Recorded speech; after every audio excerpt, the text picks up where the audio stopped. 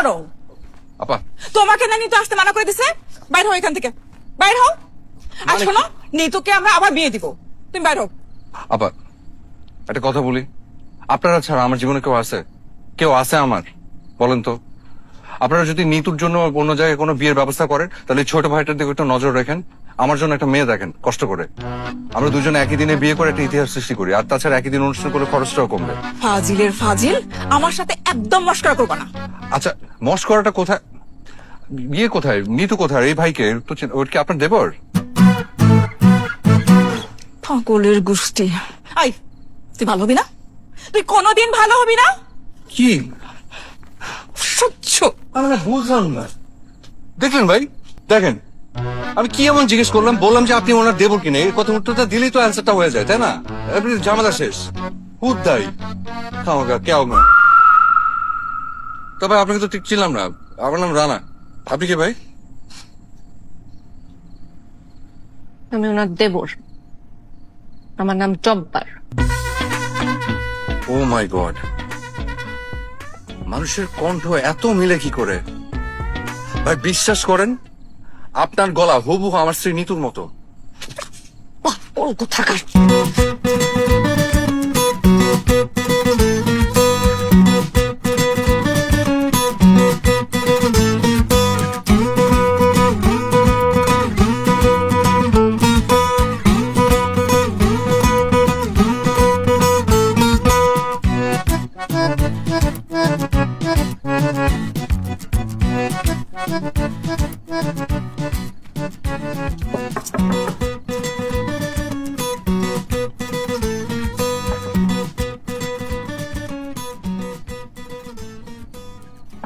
আব্বা,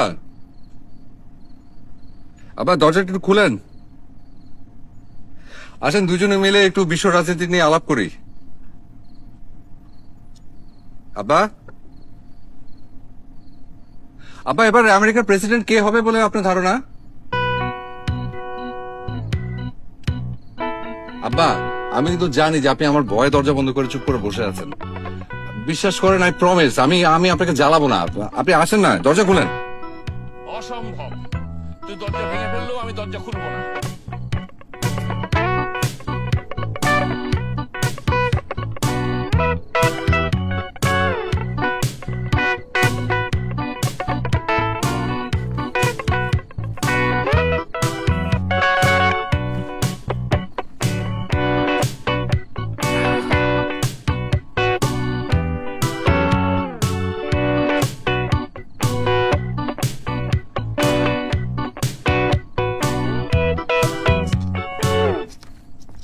ভাইজা, ওই নিতু খালা আপনার ডাকতেছে। সে কোথায়? হ্যাঁ, রুম তো আছে, লগে মিতু কালো আছে। আই ইয়ে খালা, একটা জিনিস জানতে চাচ্ছিলাম, মানে ওই বাসার দাবটি গুলো কোথায়? উমায়া দাও বুটি জায়গা রান্না করো কেরে? দাও বুটি আপনি কি করতেন? আপনি শিওর? মানে আমার কাছে কেন যে মনে হচ্ছে যে নিতুর কাছে মানে দাবটি টাইপের কিছু আছে, মানে এটা একটু শিওর হতে চাচ্ছিলাম আর কি। ও আল্লাহ আল্লাহ গো, হেলার কাছে দাও বুটি কেড়ে থাকতো? জীবন তো দেখছি না একটা পেঁয়াজ কাঁচামরিচ কাটতো। সব কাটাকুটি তো আমি করি, দাও বুটি থাকবো আমার কাছে, রান্না করো। ইয়ে খালা, আমি আপনাকে তাহলে একটু খুলেই বলি। মানে বিষয়টা হয়েছে কি, আমি আসলে আমার একটু সেফটির ব্যাপারটা নিয়ে একটু কনসার্ন। মানে যেটা হচ্ছে, ওর তো আসলে অনেক রাগ। ওকে যখন ফোন করেছিলাম, ও আমাকে একটা থ্রেট দিয়েছে, বলেছে যে আমি ওর সামনে গেলে ও কোপ দিয়ে আমার কল্লা ফেলে দিবে। চিন্তা করে দেখেন তো কেমন লাগে। ওর মাথায় তো আবার তার মধ্যে সিট। মানে হয়েছে কি যে ও যে টাইপের রাগী মেয়ে, আমার ধারণা ওর কাছে একটা দাবটি টাইপের কিছু একটা আছে, ওর সামনে গেলে সত্যি সত্যি কোপ দেবে। করে কাটি কথা কইছেন, কথা সত্য। এই মাইয়া তো খুব দৌনের মতো মাইয়া, ওই যে রাগী মাইয়া আমি আমার বাপ জন্মে দেখছি না।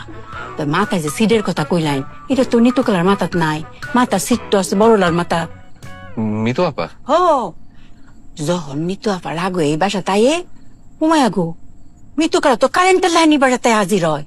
সারাক্ষণ দুই বই মিল্লা যুক্তি হরে কেম বাফটার সিফা মাইক ডাউন যাইব, সারাক্ষণ শুরু বইনে বুদ্ধি দেয়।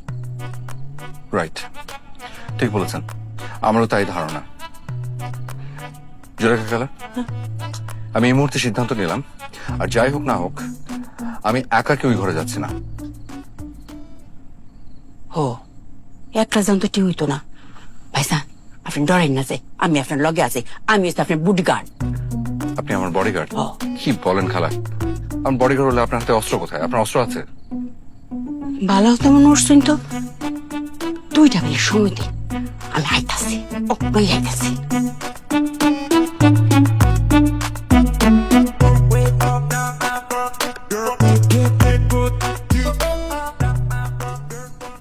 ভাইজান এই যে দেখুন অস্ত্র আনছি, অঙ্কার কোনো ডর নাই, লন যাই। আপনি কোনটা নিবাই, রড না বাঁশ? কোনটা নেব মানে? আপনি এগুলো কোথায় পেলেন? আর এইগুলোতে আমি কি করব? আরে ডরাই না যে, আমি তো আছি যে ড্রাইভার কামাইলা করতে, এটাতে কি করতাম মানে আপনার কোশ্চেনে কল্লা ফেলাই দিব, আপনার শরীরে যদি ফুলের টুহাটা দেয়, আমরা দুইজন মিলে জাফাই পড়তাম না। আইন জোড়াকে খেলা, আমার জন্য আপনার ভালোবাসা দেখে বিশ্বাস করে আমার চোখে পানি চলে আসছে। আমার ইচ্ছা করছে আপনাকে জড়িয়ে ধরে কিছুক্ষণ কান দিই। ভাইজান মনটা যখন চাইছে অবশ্যই কান্দাই, তো অঙ্কানা পরে আগে রই যাই, এই রুমও যাই, কি কয় তা গুনি, যদি কিছু তা করে। আচ্ছা কোনটা নি ভাই, রড না বাঁশ? আচ্ছা রড তাই লই, ধরুন ধরুন, এই বাঁশ দিয়া মাথার মধ্যে বাড়ি দেওয়ার মজাই আলাদা। আই যাই। ঠিক আছে, আপনি বাসায় রাখেন, আমার রডি বর্ষা। চলো, বিসমিল্লাহ।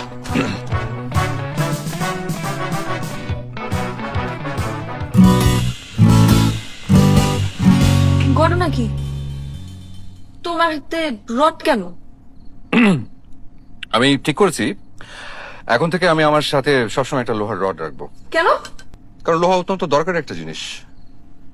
লোহা আকরিক পৃথিবীর ভূত্বকের 4র্থ সর্বাধিক সাধারণ উপাদান। লোহা ইস্পাত উপাদানে অপরিহার্য। লোহা ছাড়া আধুনিক বিশ্ব কল্পনাও করা যায় না। তাছাড়া মানবদেহ এই লোহার উপকারিতা অনেক। এটার অভাবে মানুষের শরীরে ক্লান্তি, দুর্বলতা, শ্বাসকষ্ট, মাথা ঘোরা, মাথা ব্যথা সহ নানা ধরনের সমস্যা দেখা যায়। আর এই সমস্যার হাত থেকে বাঁচতে হলে প্রত্যেকটা মানুষের সাথে একটি করে লোহার রড সাথে রাখা দরকার। খালা, এবার আপনি বাঁশের উপকারিতা বলেন। বাঁশ ওইটাছে খুব উপকারী একটা জিনিস। মানুষের মাথা ফাটানির লাগা বাঁশের চেয়ে উপকারী জিনিস আর পৃথিবীতে একটাও নাই। এটা কি বললেন? উস্তাদ আপনি রড দিয়ে আসলে কি করবেন এটা ব্যাংকা মানে ডরেন না যে। শুনো, আমি কইলাম অঙ্কা বাইজানের বডিগার্ড, সাবধান হয়ে যাইন কইলাম। বাইজানের গায়ে যদি একটা ফুলের টোহা দিছই, বাইজান কালে আমার চোখ দিয়ে একটা ইশারা করব, আমি লগে লগে আপনারা 2 বোনের মাথা খুলে ফাটাই দিয়া। এই তো তোর জামাই মাথা তো আগেই পাগল ছিল, এখন তো মনে হচ্ছে খালার মাথাটাও গেছে। কালা, আপনি বাস নিয়ে আপনার রুমে যান। হুমায়ুকু আপনি কইলে তুই তো না, আমি বাইজানের উস্তাদ মানছি। উস্তাদ যদি আমার না কয় তো আমি এতে এক ফাও লড়তাম। রানা, তুমি খালাকে চলে যেতে বলো, এই রুম থেকে যেতে বলো। কেন, থাকুক না, সমস্যা কি? তোমাকে যেতে বলতে বলছি। বডিগার্ড, আপনি ওই ঘরে যান। জি এই খালা, দাঁড়ান, আপনার ওসারের রডটা নিয়ে যান। যান। যান, নিয়ে যান।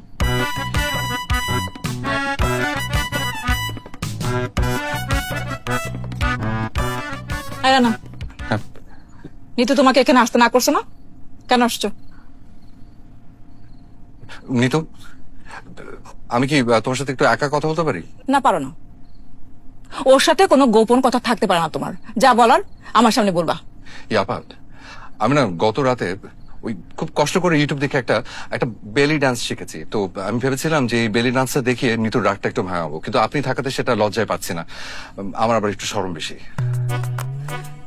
শুনছিস তোর পাগল জামাইটার কথা শুনছিস? আমি তোর বড় বোন, আর কিরকম অশ্লীল কথা বলছে আমার সামনে। শ্বশুর সবাইকে ডিনার করতে গেছে, তাই তো? ও হ্যাঁ, ঠিক আছে, চল।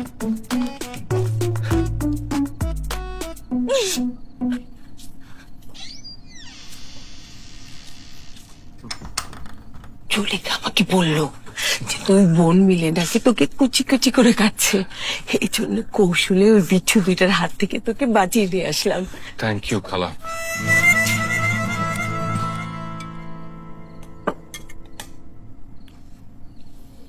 আরে বাপরে, পোলাও দারুণ স্মেল। তাড়াতাড়ি খেয়ে বাসায় যাও, রাত অনেক হয়েছে। ঠিক আছে, যাচ্ছি। এত রাতে ও কোথাও যাবে না, ও এখানেই থাকবে। মা শোনো, তোমাকে একটা কথা আমি সাফ সাফ বলে দিচ্ছি, আমি আর এর সংসারে ফিরবো না। তুমি জোর করে তোমার নিজের বোনের একমাত্র ছেলের সাথে আমার বিয়ে দিছো, আমি মেনে নিছি। গত 9 মাস ধরে এর সাথে সংসার করার চেষ্টা করছি, কিন্তু এই পাগলের সাথে এই সংসারের ভার আমি আর আমার মাথায় নিতে পারতেছি না। মা কি বললা? তুমি আমার ভার তোমার মাথায় নিতে পারছো না? মানে আমি মাথায় তোমার কবে বসলাম যে তুমি আমার ভার তুমি মাথায় নিতে পারছো না? এটা কোন ধরনের কথা? দেখছো মা, দেখছো কোন কথার কোন অর্থ? আর তুমি বলো যে ও সুস্থ না। দেখো নিতু, তুমি কিন্তু এভাবে আমার সাথে কথা বলতে পারো না। তুমি জানো যে আমি এতিম, আমার এই জীবনে আর কেউ নাই। এগুলা বলে কোনো লাভ নাই, এসব ব্ল্যাকমেল আর কোনো কাজে দিবে না। আমি তোমাকে কোনো ব্ল্যাকমেল করছি না, আমি যেটা বলছি সেটা ফ্যাক্ট। আমি আমার অনুভূতি প্রকাশ করছি। আমার বাবা মা মারা গেছে 20টা বছর হয়ে গেছে, আছে মাত্র একটা বোন, সে থাকে আমেরিকাতে। সে চাচ্ছে আমি তার কাছে চলে যাই, কিন্তু আমি যাচ্ছি না। কেন? শুধুমাত্র তোমার জন্য, শুধুমাত্র তোমার কারণে আমি এই দেশটাতে পড়ে আছি।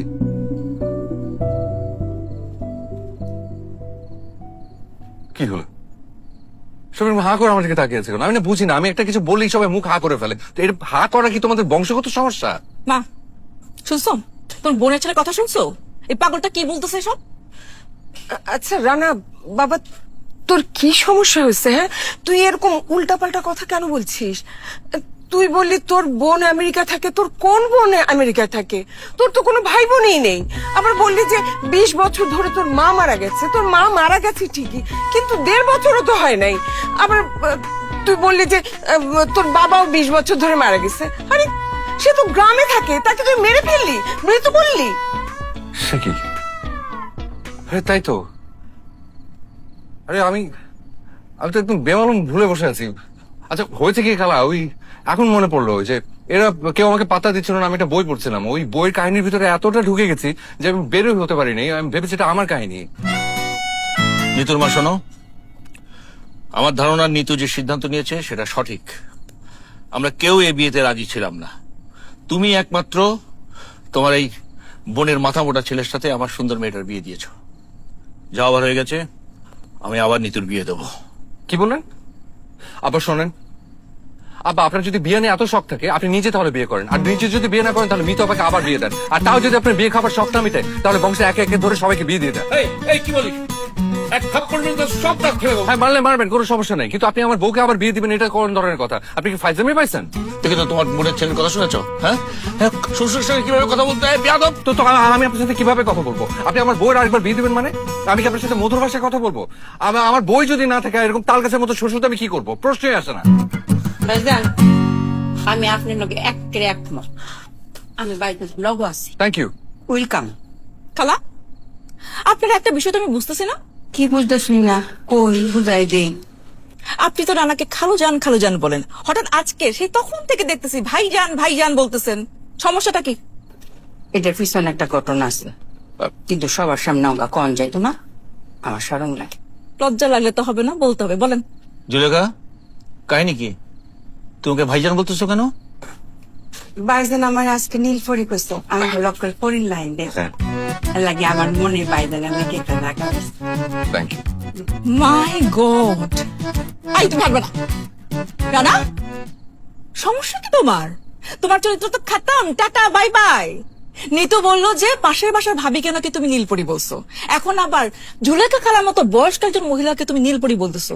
এসব বলে তুমি কি মেয়েদেরকে হাত করতে চাও? ছি ছি ছি ছি ছি ছি ছি, তোর মাথায়